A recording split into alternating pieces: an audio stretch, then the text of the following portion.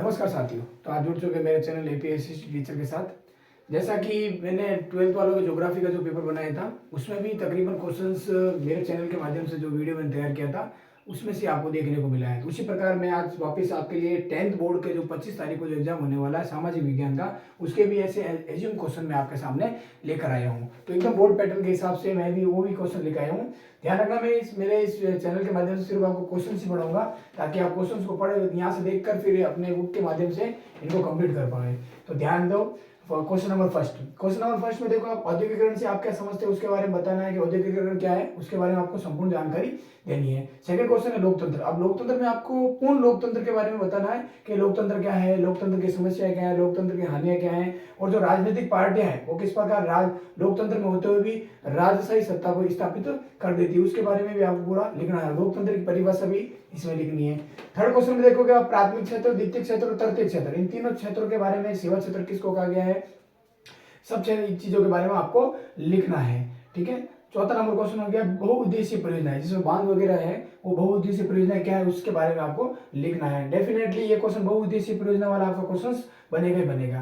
Question number 5 देखिए आप, राष्ट्रीय आय, प्रति व्यक्ति आय और आय को समझाइए, यानी राष्ट्रीय आय क्या होती है और प्रति व्यक्ति की आय क्या होती है, यानी जीडीपी, सकल घरेलू उत्पादक, उसके बारे में आपको 5वें क्वेश्चन में समझाना है। छठा क्वेश्चन देखेंगे आप, जिसमें विश्व युद्ध के बारे में बता रखा है। विश्व युद्ध, जो प्रथम विश्व युद्ध हुआ था, फर्स्ट वर्ल्ड वॉर और सेकंड वर्ल्ड वॉर, उसके बारे में आपको बताना है। जिसमें मित्र राष्ट्र कौन से और ध्रुवीय राष्ट्र कौन कौन से थे उसके बारे में आपको बताना है। क्वेश्चन नंबर जब आप 7वां देखेंगे तो कुछ परिभाषाएं, दो मेन इंपोर्टेंट परिभाषाएं ये, इसमें एक तो गिड्स के बारे में हो गया और एक यानी कि इंजीनियरिंग के बारे में हो गया, जो बीजों का संस्करण करते हैं, किस प्रकार नए बीजों की उन्नत किस्म पैदा करते हैं उसके बारे में। ये दोनों परिभाषाएं आपके मोस्ट इंपोर्टेंट है, तो थोड़ा ध्यान दीजिएगा और पढ़िएगा जरूर। क्वेश्चन नंबर 8 में देखोगे अब आर्थिक विकास समझाइए, यानी भारत की आर्थिक विकास किस प्रकार स्थिति है उसके बारे में आपको समझाना है। अब क्वेश्चन नंबर 9 देखेंगे, साक्षरता दर को परिभाषित कीजिए। भारत की जो साक्षरता दर है उसको आपको परिभाषित करना है। 10वां नंबर मोस्ट इंपोर्टेंट क्वेश्चन है, आपको इसको इंपोर्टेंट लिख लेना, ये क्वेश्चन आपके आएगा ही आएगा, 100% आएगा। देखो इसमें बेरोजगारी बांध दे रखा, जिसमें खुली बेरोजगारी है, प्रचंड बेरोजगारी है और छुपी हुई बेरोजगारी है, मौसमी बेरोजगारी है और अल्प बेरोजगारी है। ये सभी बेरोजगारी है। आपको कुछ नहीं करना, एक बार देख के जरूर जाओगे ताकि इसमें से कुछ भी क्वेश्चन आ जाए तो आप उसको कंप्लीट कर पाओगे। अगला क्वेश्चन है 11वां, वैश्वीकरण, उदारीकरण और निजीकरण और रूमानीवादी, ये क्या है इसके बारे में आपको बताना है। ठीक है, एक बार स्क्रीनशॉट ले लीजिए आप। तो क्वेश्चन नंबर 12 देखिए, धार्यता विकास व सतत पोषणीय विकास क्या है इसके बारे में आपको बताना है। देखो मैंने कुछ क्वेश्चन साथ लिख दिए ताकि बार बार नया क्वेश्चन नहीं बने। तो क्वेश्चन नंबर 13 देखो, बंदरगाह और वह पतन क्या है इनके बारे में आपको लिखना है। 14वां देखो, संगठित व असंगठित, औपचारिक और अनौपचारिक, ये क्षेत्र क्या है इसके बारे में लिखना है आपको। संगठित क्षेत्र क्या है, असंगठित क्षेत्र क्या है, औपचारिक क्षेत्र और अनौपचारिक क्षेत्र, ये क्या लिखना है, इनके ये क्या है, इनके बारे में आपको विस्तृत लिखना है। तो ध्यान दीजिएगा, जिस प्रकार ये क्वेश्चंस मेरे चैनल के माध्यम से आपको बताए जा रहे हैं ये मोस्ट इंपोर्टेंट क्वेश्चंस हैं, आपके बोर्ड एग्जाम में एज इट इज इसी प्रकार के क्वेश्चंस देखने को मिलेंगे। 15 नंबर का क्वेश्चन देखिए, जीडीपी यानी सकल घरेलू उत्पादक, इसके बारे में आपको लिखना है कि देश की जीडीपी किस प्रकार कार्य करती है, किस प्रकार देश की जीडीपी अगर स्ट्रॉन्ग होती है तो विकासशील से विकसित श्रेणी में किस प्रकार देश आता है उसके बारे में आपको लिखना है, यानी जीडीपी के बारे में लिखना आपको, जीडीपी क्या है। 16 नंबर का क्वेश्चन देखो, मानव विकास रिपोर्ट क्या है या मानव विकास सूचकांक, चाहे रिपोर्ट या सूचकांक, इन दोनों के बारे में आपको थोड़ा पढ़ के लेना है। क्वेश्चन नंबर 17 देखिए, राष्ट्रीय व अंतर्राष्ट्रीय व्यापार क्या है, इन दोनों के बारे में लिखना है कि राष्ट्रीय व्यापार क्या होता है और अंतर्राष्ट्रीय व्यापार क्या होता है। क्वेश्चन नंबर 18 देखिए, रेशेदार फसल के दो फसलों के आपको नाम लिखना है, जो रेशेदार फसलें हैं जिसको सुनहरा रेशा भी कहा जाता है। क्वेश्चन नंबर 19 देखो, ब्रेटन वुड्स सम्मेलन क्या है इसके बारे में आपको बताना है कि ब्रेटन वुड्स सम्मेलन क्या था उसके बारे में पूर्ण जानकारी आपको देनी है। 20वें क्वेश्चन में कुछ परिभाषा है जो मैंने आप एक साथ लिख दी है, तो देखना है, पहले ये जोबर, फिर कार्डिंग, फिर वीटो और G77, वानकुलर एक्ट है, रोलर एक्ट है और कॉर्न लॉ है। ये मेन इंपोर्टेंट परिभाषा है आपकी 101% अति लघुत्रात्मक में एक परिभाषा इसकी जरूर बनेगी। अगला 21वां क्वेश्चन देखिए आप, जल वर्षा संग्रहण क्या है इसके बारे में आपको संपूर्ण जानकारी देनी है कि जल को किस प्रकार एकत्रित किया जाता है और आने वाले समय जल के लिए कितना विनाश, मतलब जल का जिस प्रकार दोहन हो रहा है आने वाली स्थिति कैसी रहेगी उसके बारे में आपको लिखना है। तो एक बार स्क्रीनशॉट ले लीजिए। देखो जिस प्रकार अति लघुतरात्मक क्वेश्चन जो थे आपके कंप्लीट हो चुके हैं, अब लघुतरात्मक क्वेश्चन आपके सामने उपलब्ध हैं।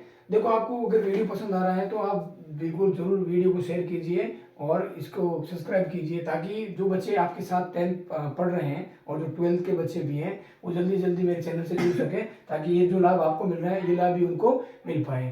तो चलो शुरुआत करते हैं। फर्स्ट क्वेश्चन, अति लघुत्तरात्मक का सुभेद क्षेत्र, संकटाग्रस्त क्षेत्र, आखिर नीचे क्षेत्र क्या है, इसके बारे में आपको लिखना है। क्वेश्चन नंबर 2 देखिए, रबी फसलें, खरीफ फसलें, जायद फसलें और नकदी फसलें, इन चारों फसलों के बारे में आपको लिखना है कि ये फसलें क्या होती है।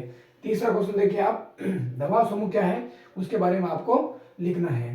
चौथा क्वेश्चन देखिए, आर्थिक विकास क्या है, आर्थिक विकास के बारे में आपको लिखना है। जिस प्रकार मैंने आपको जीडीपी बताया था उसी प्रकार ये क्वेश्चंस भी थोड़ा अलग से हैं। आर्थिक विकास क्या है उसके बारे में आपको लिखना है।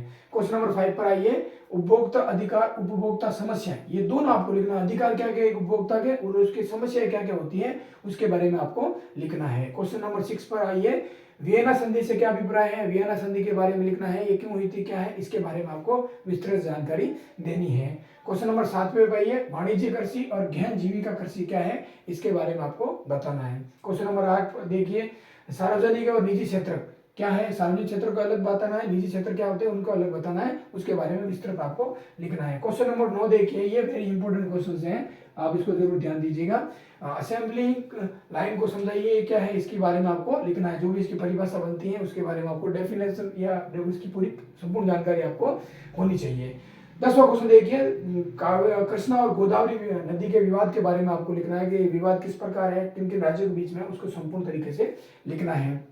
11वां क्वेश्चन देखिए, कार्बनिक कृषि क्या है, इसके बारे में आपको बताना है। और 12वां क्वेश्चन है, कर्तन दहन प्रणाली किससे जुड़ी हुई है, जो कृषि कार्य जुड़ी है, इससे क्या लाभ प्राप्त होता है उसके बारे में आपको लिखना है। चलो एक बार स्क्रीनशॉट ले लीजिए।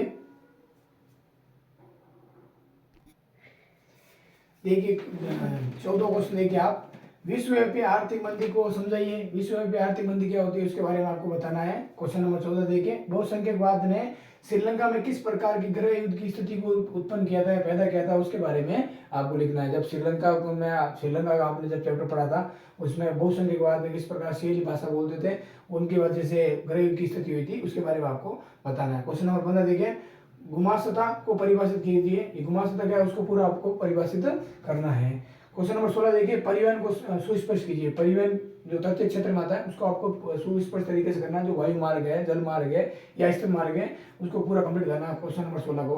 क्वेश्चन नंबर 17 देखेंगे आपको, राजनीतिक दल से क्या अभिप्राय है उसके बारे में आपको लिखना है। जो राजनीतिक दल है, जो 7 राष्ट्रीय पार्टियां हैं भारत की, उसके बारे में राजनीतिक दल की क्या विचार विमर्श है, किस प्रकार दबाव समूह से जुड़ा होता है उसके बारे में आपको लिखना है। क्वेश्चन नंबर 18 देखेंगे, स्वर्णिम चतुर्भुज योजना, जो 4 मार्ग हैं भारत को जोड़ते हैं अलग अलग राज्यों से, उसके बारे में आपको लिखना है, स्वर्णिम चतुर्भुज योजना के बारे में। क्वेश्चन नंबर 19 देखेंगे आप, 19 में देखेंगे जागवेराइन की संधि क्या है उसके बारे में आपको लिखना है। अगला क्वेश्चन 20वां, जर्मनी का एकीकरण, फ्रांस की क्रांति और इटली का एकीकरण, ये इनमें से मोस्ट इंपोर्टेंट है, आपके एक क्वेश्चन जरूर बनकर आएगा। मोस्ट इंपोर्टेंट क्वेश्चन है, आपके एक क्वेश्चन इसमें से जरूर बनकर आएगा। क्वेश्चन नंबर 21 देखिए, बैंकों के ऋण आधार के बारे में लिखना है। बैंक में किस प्रकार लोन लिया जाता है, किस प्रकार ऋण आधार है, ये औपचारिक क्षेत्र है, उसके बारे में आपको पूरा लिखना है। क्वेश्चन नंबर 22 देखिए, नेपोलियन संहिता क्या है उसके बारे में आपको पूरा लिखना है। और क्वेश्चन नंबर 23 है, पर्यटन व जैव विविधता, इसके बारे में आपको संपूर्ण जानकारी देनी है। एक बार स्क्रीनशॉट ले लीजिए। तो देखिए अब ये निबंधात्मक क्वेश्चन आपके सामने प्रस्तुत है। क्वेश्चन नंबर 1 देखिए आपको, महात्मा गांधी के राजनीतिक जीवन को स्पष्ट कीजिए। ये वेरी वेरी इंपॉर्टेंट क्वेश्चन है। महात्मा गांधी पर आपके एक क्वेश्चन जरूर बनेगा। आप ये 4 नंबर आप अपने फिक्स मानिए। एक क्वेश्चन महात्मा गांधी के ऊपर बनेगा जो 1915 से लेकर 1948 तक जो भी महात्मा गांधी का जीवन काल रहा उसमें जितने भी राजनीतिक जीवन जिए उसके बारे में आपके मोस्ट आएगा ही आएगा। ये इंपॉर्टेंट क्वेश्चन है। क्वेश्चन नंबर 2 देखिए, संसाधनों का वर्गीकरण किस प्रकार किया गया उसके बारे में आपको बताना है। क्वेश्चन नंबर 3 पर देखिए, संघीय शासन व्यवस्था क्या है उसके बारे में संपूर्ण जानकारी आपको होनी चाहिए। क्वेश्चन नंबर 4 देखिए, भारत में राजनीतिक सत्ता का विकेंद्रीकरण को समझाइए। भारत में जिस प्रकार राजनीतिक सत्ता है उसका विकेंद्रीकरण किस प्रकार है उसके बारे में आपको समझाना है। क्वेश्चन नंबर 5 पर आइए, भारत में पंचायती राज व्यवस्था को समझाना है कि भारत में पंचायती राज व्यवस्था किस प्रकार है उसके बारे में समझाना है। क्वेश्चन नंबर 6 देखिए, सांप्रदायिकता लोकतंत्र के लिए खतरा क्यों है। ये जो सांप्रदायिक जो दंगे होते हैं, धर्म विशेष को अपने दिमाग मनोस्थिति में रखकर जो दंगे किए जाते हैं वो सांप्रदायिकता कहलाते हैं। तो उसके लोकतंत्र पर खतरा क्यों है उसके बारे में आपको संपूर्ण जानकारी लेनी है, लिखनी, एक बार पढ़ के जरूर जाना। क्वेश्चन नंबर 7 देखिए, भाषाई आधार पर राज्यों का गठन गठन को समझाना है, भाषा आधार पर भारत के जो जितने भी राज्य हैं उनका गठन किस प्रकार हुआ उसके बारे में बताना है। क्वेश्चन नंबर 8 देखिए, रियो डी जेनेरियो में पृथ्वी सम्मेलन को समझाना है कि किस प्रकार ये हुआ था, इसमें क्या क्या मेजरमेंट तैयार किया गया था, क्या इसके पृथ्वी के रिलेटेड क्या था, इन्वायरमेंट को बचाने के लिए क्या क्या चीजें इसमें ऐड की गई थी उसके बारे में आपको लिखना है। क्वेश्चन नंबर 9 देखिए, भारत में मुख्य भू आकृतियों का उल्लेख कीजिए। मुख्य जितनी भू आकृतियां हैं उत्तर से लेकर दक्षिण तक, दक्कन का पठार है, हिमालय का विस्तार है, नदियां हैं, उसके बारे में आपको लिखना है। क्वेश्चन नंबर 10 देखिए, WTO यानी वर्ल्ड ट्रेड ऑर्गेनाइजेशन यानी विश्व व्यापार संगठन, ये मोस्ट इंपोर्टेंट क्वेश्चन है आपके, ये भी क्वेश्चन जरूर आएगा। क्वेश्चन नंबर 11 देखिए, बहुराष्ट्रीय कंपनियां क्या है, यानी विश्व स्तर पर जितनी बहुराष्ट्रीय कंपनियां हैं वो क्या है उसके बारे में आपको लिखना है। ओके, एक बार स्क्रीनशॉट ले लीजिए। ओके, अब देखिए भारत का जो मानचित्र है उसमें जो इंपोर्टेंट जितने भी आपके जो राज्य आएंगे, राज्य में जितने भी जो जिले वगैरह हैं इंपोर्टेंट है वो आपके सामने है। नंबर 1 पर देखिए तूतीकोरिन जो तमिलनाडु में है। दूसरा देखिए अमरकंटक जो मध्य प्रदेश में, अमरकंटक की पहाड़ी अभी मध्य प्रदेश में। तीसरे नंबर पे नरवरा यूपी में। चौथे नंबर पर दुर्ग छत्तीसगढ़ में। पांचवा है नल्लोर आंध्र प्रदेश में। और छठे नंबर पर कोटागुंडम से तेलंगाना में। सातवें नंबर पर बिलासपुर और 8वें नंबर पर चिकमंगलुरु कर्नाटक में। 9वें नंबर पर तारापुर जो महाराष्ट्र में। और 10वें नंबर पर कटनी जो है मध्य प्रदेश में आपके। 11 नंबर पे हजारीबाग जो झारखंड में है। और जो दिल्ली है आपकी जो भारत की जो राजधानी है वो है। 13 नंबर पे देखिए विशाखापट्टनम जो आंध्र प्रदेश में है। 14 नंबर पर सिंगरौली जो मध्य प्रदेश में। 15 नंबर पर आपके चित्रदुर्ग है जो कर्नाटक में है। 16 नंबर पर है रियद जो यूपी में है। 17 नंबर पर विजयवाड़ा जो आंध्र प्रदेश में है। और 18 नंबर पर है शिवमोगा जो कर्नाटक में है। और एक मारमा गोवा है, सेम इसके मिलते जुलते ही, वो मारमा गोवा है जो गोवा में, ध्यान रखना। 19वें नंबर पर है साबरमती जो गुजरात में है। 20 नंबर पर है मयूरभंज जो उड़ीसा में है। 21वें नंबर पर डिबोई जो असम में है। और 22 नंबर पर कलपक्कम जो तमिलनाडु में है। 23 नंबर पे बोकारो जो झारखंड में। और 24 नंबर पर बरौनी जो बिहार में। किस प्रकार जो देखिए आपके जो मानचित्र में जो इंपोर्टेंट आएंगे वो मैं आपके सामने बिल्कुल स्पष्ट कर चुका हूँ। तो ध्यान दीजिएगा, अगर मेरा वीडियो आपको पसंद आ रहा है तो जल्दी जल्दी इसको सब्सक्राइब कीजिए और बेल आइकन पर क्लिक कीजिए। ध्यान रखिए आप लोगों का सपोर्ट ही आगे आने वाले समय में मुझे और आगे तक लेके जाएगा। तो जितने भी आपके जो फ्रेंड हैं जो 10th लेवल पढ़ते हैं या 12th लेवल तक हैं उन बच्चों को सबको भी सब्सक्राइब कराइए, क्योंकि अगला जो मेरा वीडियो है वो आपके मैथ के जो पेपर हैं, इसके बाद जितने पेपर बचे 10th के और 12th के उनके ऊपर बन के जरूर आएगा। तो ध्यान रखिए, आज नहीं तो कल होगा, हर मुश्किल का हल होगा। अगर विश्वास होगा अपने श्रम पर तो मरुस्थल में भी जल होगा। ओके, धन्यवाद।